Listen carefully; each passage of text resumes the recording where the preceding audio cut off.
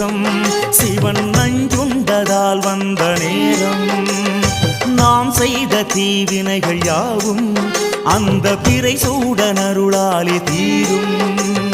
தோஷங்கள் நீக்கும் பிரதோஷம் சிவன் நஞ்சுண்டதால் வந்த நேரம் நாம் செய்த தீவினைகள் யாவும் அந்த பிறை சூடனருளாலே தீரும்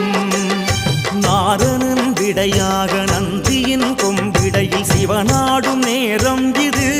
சிவன் வரும் சுகமான நேரம் இது